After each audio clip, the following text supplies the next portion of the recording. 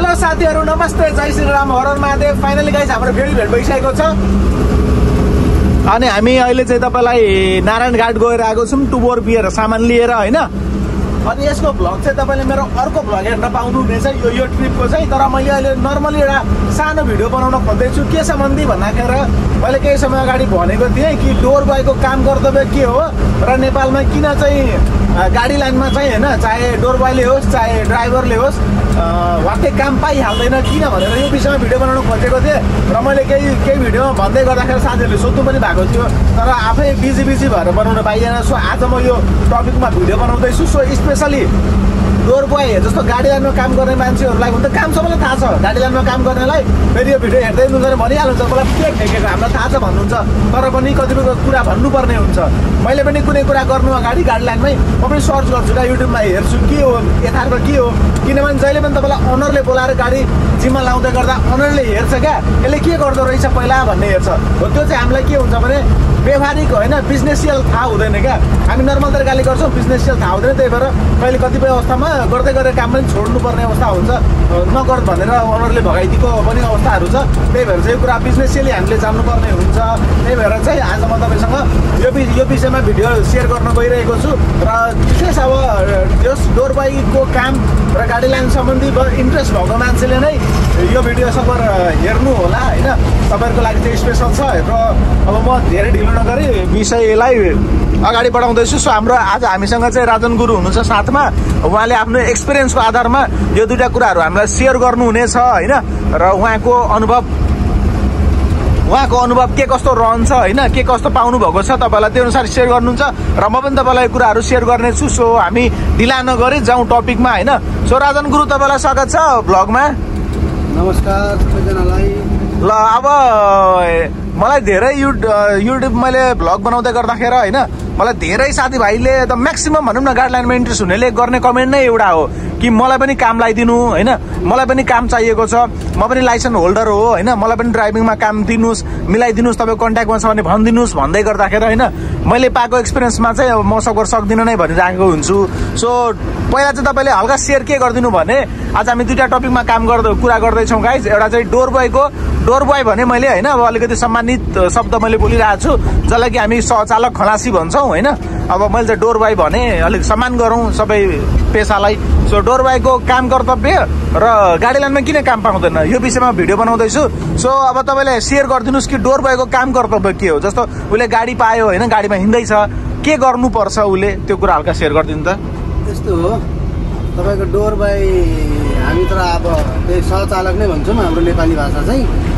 Door boy के हुन्छ भन्दाखेरि अब सर्वप्रथम त डोर बोय किन चाहिएको भन्दाखेरि अब हाम्रो लामो दुरीको गाडी हुन्छ, लामो दुरीको गाडीमा अब सहचालक राख्नलाई धेरै आवश्यक छ। किनकि हामी अब सधैँ एउटै राम्रो बाटो हुँदैन, कुनै एउटा भत्किएको बाटो हुन्छ, कुनै जङ्गलको बाटो हुन्छ, कुनै अब नजिक तार भएको बाटो हुन्छ होइन। त्यो समग्र रूपमा गाडीलाई चाहिँ अब कसरी हेरचाह गर्ने मुख्य भूमिका डोर बोयको हुन्छ। गाडी सफा गर्ने, गाडीलाई अब टायरहरू चेक गर्ने, गाडी स्टार्ट गर्दाखेरि मोबिल पानी चेक गरेर गाडी ओके छ कि छैन त्यो हिसाबले हेर्ने होइन। अनि बाटोमा अब केही दुःख पऱ्यो, कुदाकै गाडी पङ्चर भयो अथवा सामान्य केही भयो भने डोर बोयको त्यतिखेर धेरै ठुलो भूमिका हुन्छ। अब टायर खोल्ने, टायर पसल जाँदा त टायर पसलमा खोलिहालिन्छ, बाटोमा टायर खोल्ने, टायर फिटिङ गर्ने, टायरहरूको लगाउने। अनि अब गाउँघर कोही बेला छिरिन्छ, तार गाडीमा लाग्छ, अब ड्राइभर त उत्रेर जान सक्दैन, माथि तार त निकाल्नु पर्यो डोर बोयले गएर सहचालकले। अनि त्यस एउटा हाम्रो यो ट्रक व्यवसायमा ठुलो भूमिकाको यो सहचालकको धेरै ठुलो भूमिका हुन्छ। मान्छेलाई अब धेरै किसिमको भनौँ न एउटा यो पेसाले गर्दाखेरि डोर बोयले भोलिको दिनमा उसलाई चालक बन्नलाई धेरै सहज हुन्छ।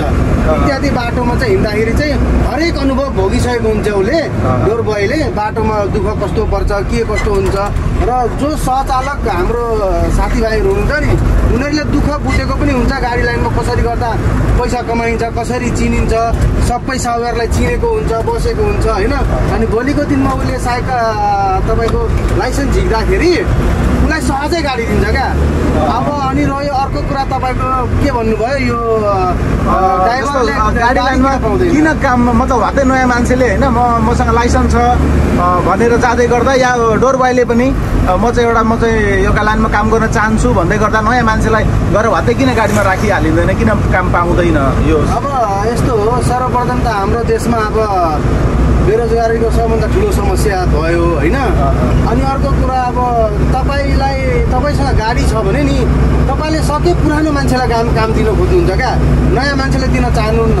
किनभनेदेखि नेपालको अवस्था अहिले यस्तो छ, कुनै पनि काम मलाई 1 रुपियाँ घाटा नगरी यसले यो मेरो काम गरिदियोस् भन्ने जसको पनि चाहना हुन्छ होइन। अनि पुरानो मान्छेले त्यस्तो गर्न सक्छ, नयाँ मान्छेले त खासै अनुभव हुँदैन नि त। बाटोघाटो गाडीलाई कसो गर्दा कति किलोमिटरमा के चेन्ज गर्नुपर्ने, के थप्नुपर्ने, के चाहिन्छ गाडीलाई, गाडीमा स्टेरिङमा बस्दाखेरि गाडीलाई फिल गर्न सक्नु पर्यो क्या ड्राइभरले। अब डोर बोयले मेरो गाडीमा के चाहिएको छ आवश्यकताहरू त्यो बुझेर मात्रै उसले गाडी लिएर जान्छ क्या बाटोमा। अनि बाटोमा दुःख नि पाउँदैन, साउलाई पनि फाइदा हुन्छ। अब त्यही हो, पुरानो मान्छे भएपछि बाटोघाटो सबै कसैलाई केही सम्झाउनै पर्दैन, ठाउँको ठाउँ माल पुर्याउँछ। अब नयाँ मान्छे आउँदाखेरि नि के हुन्छ भन्दाखेरि अब पुरानो मान्छे उसँग अलरेडी नै हुन्छ त, नयाँ मान्छेको त आवश्यकता पनि पर्दैन नि त गाइज होइन। मान्छेहरू किन भन्दाखेरि अब प्राय कि बाहिर विदेशमा हुन्छ, अब पुरानो मान्छेहरू आफ्नो देश नछोडी रोजगारको लागि यहीँ बसेको हुन्छ, पाइ पनि रहेको हुन्छ, गरी पनि रहेको हुन्छ। जस्तै कि म पनि अब बाहिर जान्छु भने त धेरै सोचेँ नि, तर मलाई सबै साउजीहरूले चिन्छन्, सब साथीभाइहरू चिन्जान्छ, यो पुरानो मान्छे हो, गाडीको विषयमा यस्तो नलेज छ, यो मान्छेले चलाउँछ भनेर मलाई जसले पनि गाडी दिन्छ। अब अति नयाँ मान्छे आयो भने त कसले गाडी सब पत्याउने हुने क्या, न ठाउँ चिनेको हुन्छ, न बाटो चिनेको हुन्छ, न जाने गन्तव्यको बाटो कस्तो छ बुझेको हुँदैन। अब बाटोमा ट्राफिक पुलिसको त्यत्तिकै ज्याक्ती हुन्छ, उनीहरूसँग कसरी डिल गर्ने, उनीहरूलाई कसरी सम्झाउने, आफूले बढी माल छ यसो कसरी मिलाएर जाने, सबै अब उनीहरूलाई केही ज्ञानै हुँदैन क्या त्यति। अनि साउलाई चुर्लुमै गरेपछि त अनि हत्तापत्ता नयाँ मान्छे राख्न मान्दैन। त्यही भएर सानै कामदेखि गर्दै गर्दै गएर धेरै वर्ष लगायो भने नि गाडी लाइनमा उसले सहजै पाउँछ, नपाउने होइन। तर कन्टिन्युली आफूले म यो काम गर्छु, गाडी चलाउँछु भनेर सोच्यो भने चाहिँ नि उसले चाहिँ गाडी पाउँछ, 100% नपाउने होइन, त्यस्तो पाउँदै नपाउने होइन। तर पनि अब कोही साउले त आफूले देख्छ नि त यो मान्छे पहिला दिन गाडी लाइनमा काम गरेको छ, अनि उसलाई पनि विश्वास हुन्छ क्या यसलाई गाडी दिउँ भन्ने हुन्छ। नयाँ मान्छेलाई त गाह्रै छ क्या हत्तापत्ता गाडी दिनलाई, किन भन्दाखेरि बल्ल सल्ल त एउटा नेपालमा एउटा व्यवसाय गरेर केही खान्छु भनेर एउटा इस्टाब्लिस गरेर बसेको हुन्छ कामको लागि। त्यही माथि नयाँ मान्छेलाई काम दियो भने त अब उसले कामको थितलो बिथलो गरिदिइहाल्छ नि। सुरुमा त्यही भएर नयाँ पुरानै मान्छे राखेर आफ्नो कामको सुरुवात गर्न चाहन्छ जसले पनि। रिसाइकल हो, बिस्तारै अब उसले गर्दैछ भने अर्को मान्छे राख्छ, उसले सिकाउँदै जान्छ, पाउँदै जान्छ। अब हाम्रो नेपालीहरूको के बानी छ भन्दाखेरि कुनै पनि काम पाउने बित्तिकै कति कमाइ हुन्छ, के हुन्छ, यति कमाउनु पाइन्छ, अब कमाइ थोरै देख्यो भने के गर्ने यार यति त मलाई पुग्दैन। हामीले त्यो काम गर्दै गएपछि त्यो कामको बारेमा अनुभव हुँदै गएपछि कति कसरी कमाउन सकिन्छ, कसरी कमाइन्छ, कसरी हिँडिन्छ, त्यो त आफ्नो हातको कुरो हो नि त, कमाइन्छ त्यसरी। तर मान्छेहरूलाई हाम्रो नेपालीको त्यही छ, पहिला सुरुमा कति कमाइ हुन्छ, कति कमाइको होइन, हामी काम गर्ने हो पहिला, अनि पछि मेहनतको परिश्रमको फल त भगवान्ले दिएकै छन् नि होइन र। त्यही भएर बाटोमा अब कोहीलाई पनि अब त्यत्तिकै बाटो हिँडिरहेको मान्छेलाई यो गाडी दिने कुरो पनि आउँदैन। एउटा भनौँ न अनुभवी मान्छेलाई नै प्राय गाडी दिने देखेको होस्, आँखाले देखेको छ। अनि जस्तो अनि अर्को कुरा, डोर बोयमा किन काम पाउँदैन? जस्तो अब कसैले म खलासी गर्छु, दाइ मलाई राखिदिनु खलासी तपाईँकोमा भनेर नयाँ मान्छे कतिवटा फङ्सन गर्दा किन राखिदिने कारण स्पेसल? यस्तो हो, हाम्रो ट्रक लाइनमा त डोर बोय चाहिँ पाइन्छ, हतपत्त नपाउने होइन। अब यो तपाईँको यो डोर बोय अब एउटा नाइट बसहरूमा पनि हुन्छ होइन। अब उनीहरूसँग पेसेन्जरहरू अब धेरै कोही राम्रा पेसेन्जर हुन्छन्, प्रायः जस्तो राम्रै पेसेन्जर हुन्छन्, नहुने होइन। तर अब डोर बोय अब कोही त अब बोल्नलाई एकैछिनमा रिसाउने, अब तपाईँलाई त्यो बस लाइनमा जानुभयो भने दिनैभरि पेसेन्जरले किचिङ गरेर तपाईँको दिमागै उठ्छ जस्तो हुन्छ। त्यस्तो सहनशीलता मान्छे हुनु पर्यो होइन। अब जुन ड्राइभरले अब गाडी चलाउँदैछ त्यसको आफ्नै प्यानलको मान्छे हुन्छ, यो मेरो खलासी अलरेडी छ भनेर। त्यही भएर उनीहरूलाई चाहिँ अब जो चिनेकै मान्छे हुन्छ, आफ्नै लाइनको मान्छे हुन्छ नि, उनीहरूलाई पनि राख्ने कोसिस गर्छ। खोज्दै गएपछि जे पनि पाइन्छ, मेहनत गरेपछि जे पनि पाइन्छ, नपाउने होइन।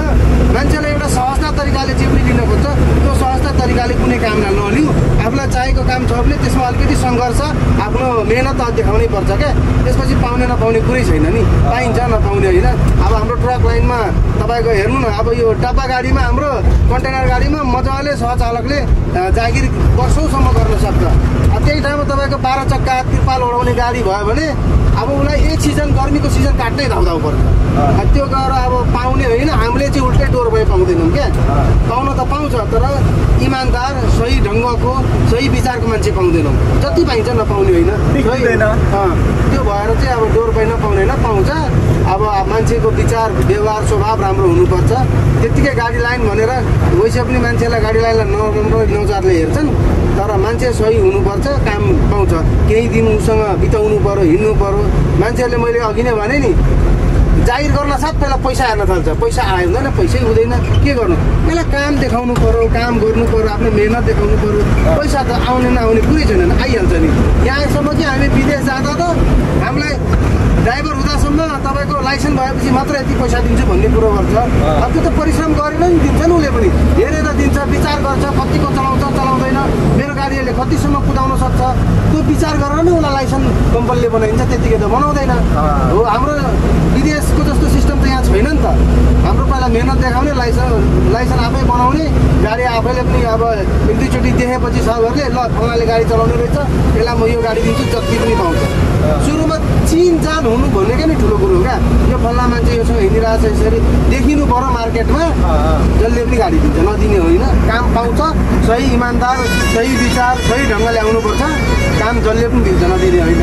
हस् त, दुईको शब्द यही टुङ्ग्याउन चाहन्छु। धन्यवाद।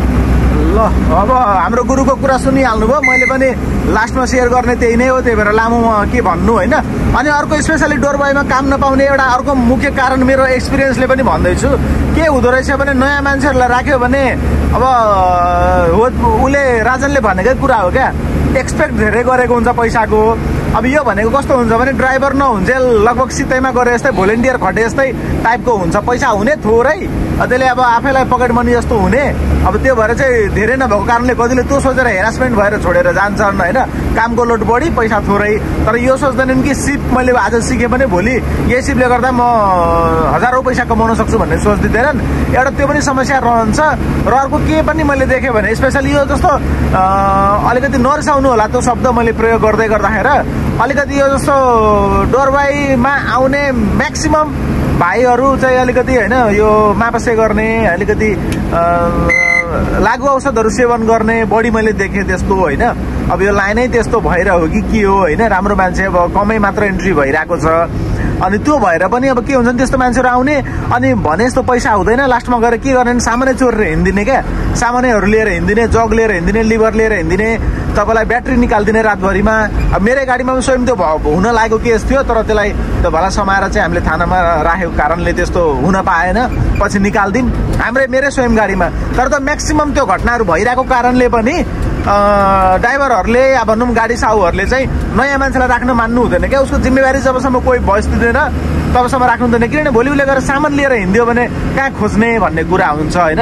हो यो पनि एउटा मुख्य कारण भएको कारणले चाहिँ डोर बोय चाहिँ नयाँ मान्छेलाई वात्तै दिइहाल्दैन, राखिहाल्दैन, किनभने ऊ कहाँको हो के हो केही थाहा हुँदैन। भोलि केही एउटा सामान लिएर हिँड्यो भने कसलाई खोज्ने त। र प्लस नयाँ मान्छे त्यही हो, काम पैसा कम, काम बढी मेहनत भएकोले पनि छोडेर जान्छ। त्यही भएर चाहिँ कस्तो खोज्छन् भने साहुहरूले या ड्राइभरहरूले अलिकति गरिरहेकै एक्सपिरियन्स मान्छे नै होस्, जो गरिरहेको छ टिकिरहेको छ त्यस्तो मान्छे होस्, भोलि गएर बाटोमा छोडेर हिँडिदियो भने त बिजोग हुन्छ गाडी घोडा जस्तो कुरा भन्ने हिसाबले पनि यो पेसामा चाहिँ अलिकति स्किल र सँगसँगै देखिरहेको गरिरहेको मान्छेलाई चाहिँ हाल्ने एउटा चाहिँ छ होइन। त्यो भएको कारणले चाहिँ नयाँ ड्राइभरहरूले र डोर बोयले या कन्डक्टर गर्नकै लागि पनि काम छिटो भातै नपाउनुको मुख्य कारणहरू चाहिँ यिनीहरू नै हुन् होइन। अब यसमा तलमाथि त्यस्तो तपाईँलाई थप लाग्छ भने कमेन्ट गर्न सक्नुहुनेछ होइन। र सबै मेरो भिडियोमा कमेन्ट गर्ने साथीहरूलाई पनि मैले यही मार्फत नै मेसेज दिन चाहेँ कि किन काम पाउँदैन, धेरैले मलाई कमेन्ट गर्नुहुन्छ, तर यही कुराहरू भएको कारणले पनि मैले चाहिँ तपाईँहरूलाई त्यो भन्न सक्दिनँ होइन। अब यसैलाई तपाईँले बुझ्नु होला भन्दै अब यो भ्लगबाट छुट्टिन्छु। अब नेक्स्ट भ्लग चाहिँ फेरि अर्को टपिकमा ल्याउने छु, यस्तै होइन जानकारीमूलक भ्लगहरू पनि म ल्याइराख्ने छु। तपाईँहरू कमेन्ट गर्दै जानुहोस्, कमेन्टकै आधारमा म होइन त्यो जुन आवश्यक लाग्छ कि मैले सेयर गर्नुपर्छ त्यसलाई टपिक वाइज रूपमा म तपाईँहरूलाई त्यो भ्लगहरू ल्याउने छु। अब यो भ्लगबाट चाहिँ छुट्यौँ होइन, के कस्तो लाग्यो कमेन्ट गरिदिनु होला। हस् त, बाई, जय नेपाल, लभ यु गाइज।